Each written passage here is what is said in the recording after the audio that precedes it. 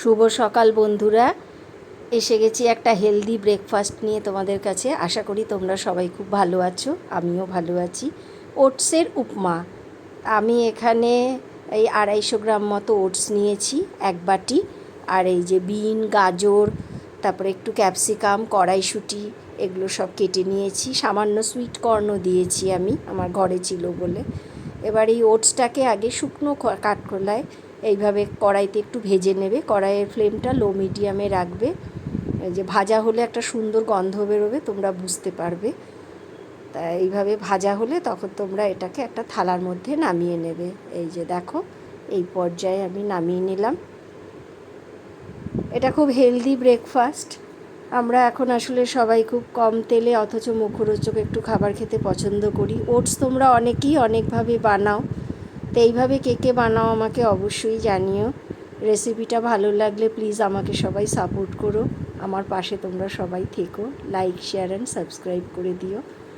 তাই যে তেলটা গরম হয়ে গেছে, এবারে ওই কেটে রাখা সবজিগুলো আমি একটা শুকনো লঙ্কা ছেড়ে দিচ্ছি তেলের ওপরে। তোমরা চাইলে কাঁচা লঙ্কা কুচিও দিতে পারো। আমি এইভাবে করি। এই যে একটা লঙ্কা ছেড়ে দিয়ে এবারে সবজিগুলোকে দিয়ে দিলাম, আর আন্দাজ মতো একটু লবণ দিয়ে দেব, সবজিগুলো সেদ্ধ হওয়ার মতন দিয়ে এবারে একটু ঢাকা দিয়ে দেব। এই যে সবজিগুলো বেশ কিছুক্ষণ ভাজা হবে, ভাজা হওয়া এবং সেদ্ধ হওয়া দুটোর জন্যই এইভাবে ঢাকা দিয়ে দিচ্ছি আমরা।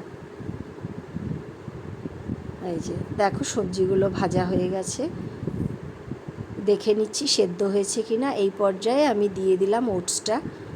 আর 250 গ্রাম ওটস, মানে যে বাটি মেপে আমি ওটসটা নিয়েছি সেই বাটিরই এক বাটি জল আমি দেব।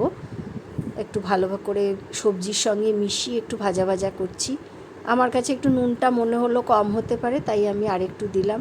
তোমরা তোমাদের আন্দাজ মতো নুনটা দিয়ে নেবে। যে ভাজা ভাজা হলে বেশ কিছুক্ষণ রেখেছি, এই যে আমি আরেকটু নুন দিয়ে দিলাম।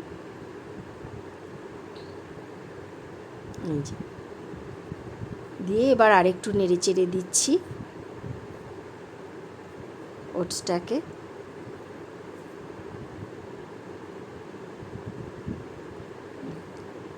বেশ ভালোই হয় খেতে এটা।